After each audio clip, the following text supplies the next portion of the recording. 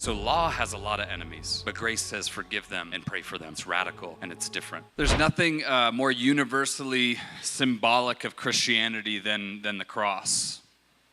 And I was thinking about this before I came up here. I grew up in a false doctrine that denied the power of the cross, if I'm being totally honest. I remember having a conversation with my mom and wondering why she didn't wear a cross, or wondering why there was no crosses in our home. And she said, I just don't want to remember all that bloody stuff.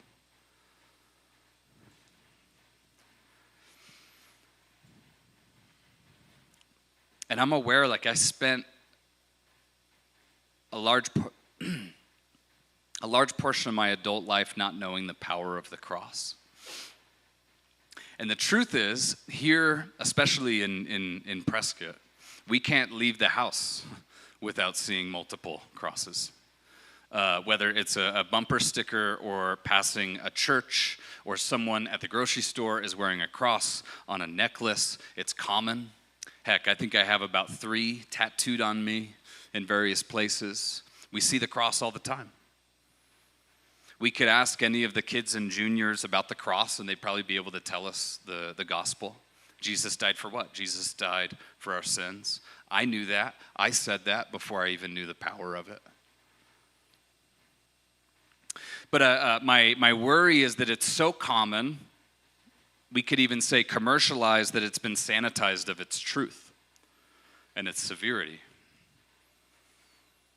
Because the cross is one of the most wonderful and miraculous things that has ever happened to humanity.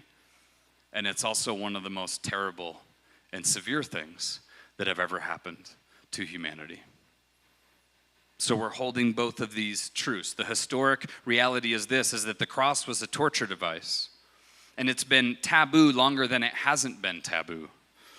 It was a disgusting display of punishment on purpose for the hopes of deterring people away from crime publicly. Today, think of it, it would be like an electrical chair in the middle of a football stadium as everyone would cheer as someone would go to their death. And you don't see anyone walking around with electric chair necklaces. To the Romans, it was an open-air display of justice, yet it was considered distasteful to even talk about in the closest company. They were embarrassed of it, though it was happening. Hundreds of thousands of people were put to death by way of crucifixion before Jesus. Romans would use the slang, go to an evil cross, as a way of saying, go to hell. And that's ironic, because it's the most severe thing that's ever happened, and it's also the most beautiful thing that's ever happened. A device that was created by the wrath of man, yet used for the power of God. It was intended for evil, yet it became perfect goodness. It was an instrument of hatred, but it teaches us perfect love. And the one who died for us on the cross explained what he was doing while he was dying. I read a book, I think 2 years ago. It's called Stumbling Toward Eternity, and it really impacted me. New favorite author, his name's Josh White. And I thought, man, it would be so cool to do a series on the 7 statements that were spoken from the cross.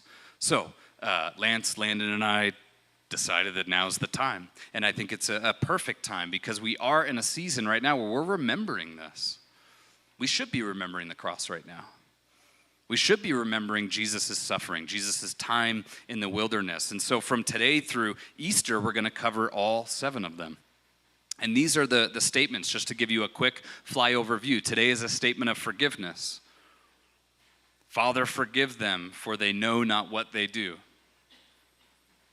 Next week, it's a statement of promise. Truly I say to you, this day you will be with me in paradise. A statement of provision. Woman, behold thy son. Behold thy mother. A statement of separation. My God, why have you forsaken me?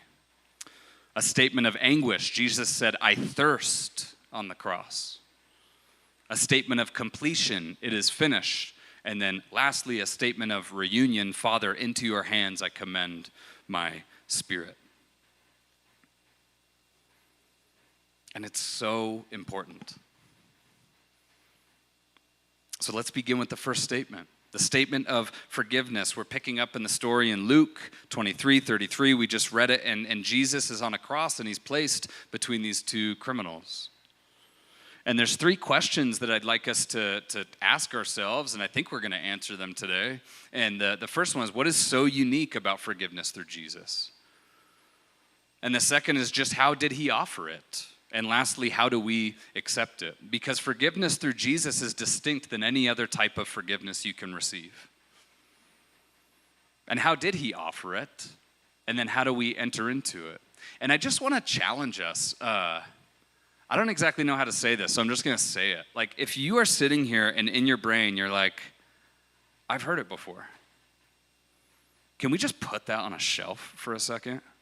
Because the fact that we've talked about the cross, the fact that you've been to 35 Easter sermons does not take the weight away from what Jesus did on the cross. And it never, ever will. And I'm aware that we are beyond blessed in America. And I was talking to some friends who are in the Middle East, and I'm also aware that they're sitting in basements and they're whispering the word of God, because they're afraid that they're going to get killed for proclaiming Jesus.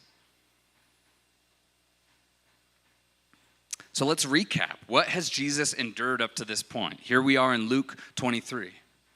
A couple of things have happened. He has sweat blood in Gethsemane in terror the night before. He was arrested. He was sold out by someone he considered a friend. Then he was flogged with a whip that had spikes or bone or metal attached to it. One of them, doesn't matter, very hurtful. He was beaten to a point where the swelling made him beyond recognition. He was swollen and bloody. A crown of thorns was pressed into his head, and then they hit the crown of thorns with a mallet to drive those thorns in deeper. He was spat on and mocked by people he knew and he didn't know. He was stripped of his own clothing and publicly nude. He was forced to carry his cross about half a mile uphill while in said condition, then placed upon the cross with the Roman officials as they drove 7-inch nails into his wrists and feet.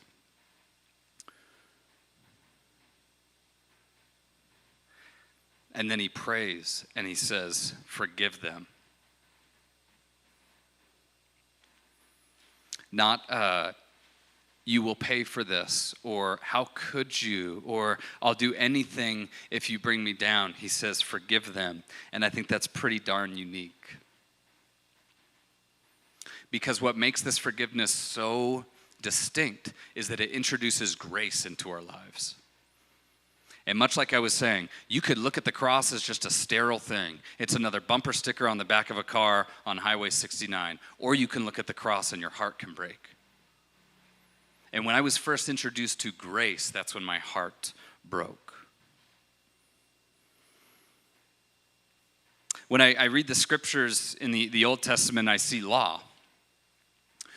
And what the law, to sum it up simply, what the law did is it revealed that humanity were lawbreakers. Over and over again. We tried, but we could not keep the law. And what grace revealed is that being a lawbreaker actually isn't a deal breaker for God. And that we can still enter into relationship with him. A couple other things about grace. Grace is love without contingency. Grace is undeserved care. Grace is usually unfair, especially when you're not the one receiving it and you see someone else receiving it. You're like, I don't like that. Grace is being loved, frankly, when you're unlovable. Grace is so intense that it's offensive. Grace offends people.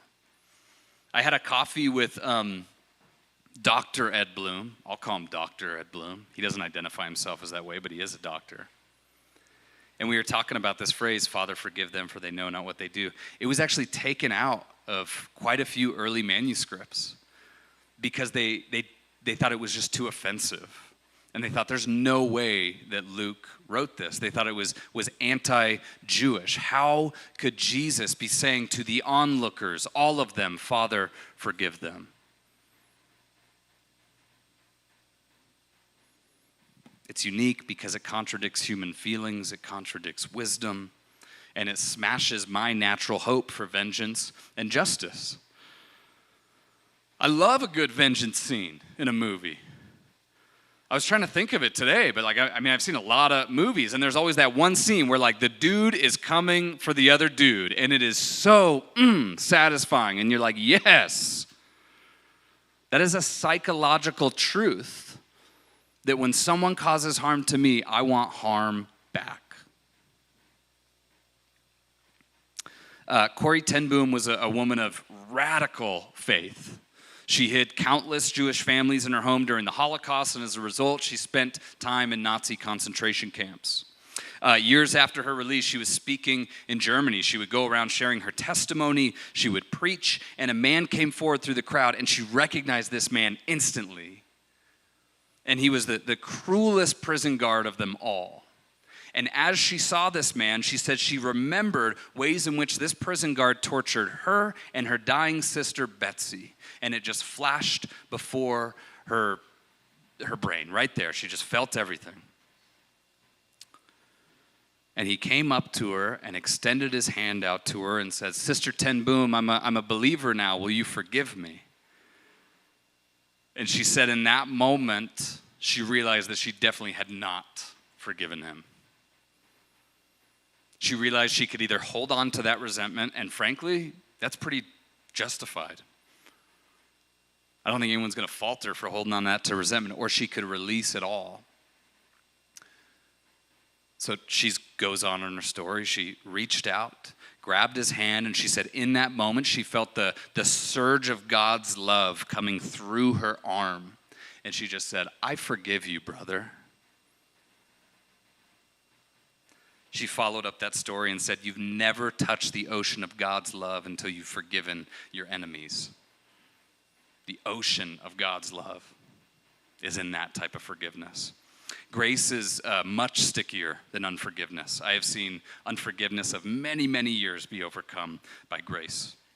This is why Jesus in the Sermon on the Mount in Matthew, he said, you have heard it said, love your neighbor and hate your enemy. But I say to you,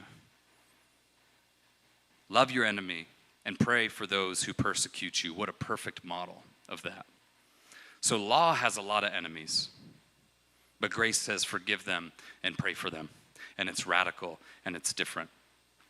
Charles Spurgeon says this about the cross, and I just love it. He says, let us go to Calvary to learn how we may be forgiven. We can learn, that's what we're learning today, how to be forgiven through the cross of Jesus. But let us linger there to learn how we may forgive others. And this is what we're doing over the next 6 weeks. We're just going to linger at Calvary. And we're going to learn about forgiveness. And we're going to be focusing on the sacrifice of Jesus. So if that's what's so unique about forgiveness, so distinct, that still leaves us with this really puzzling question of how does he do it though? Is it just hey, you're forgiven? Waving of the magic word. You are forgiven, you're forgiven. Go on. But that can't be, because this is a costly forgiveness.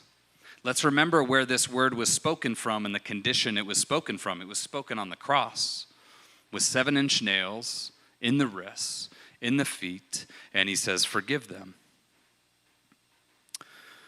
Another hero of the faith, Dietrich Bonhoeffer. He was hung to death in a concentration camp. He was a pastor. He says that all forgiveness is suffering, which sounds kind of radical and kind of cynical, but check it out. Evil towards another can be dealt with in 2 ways.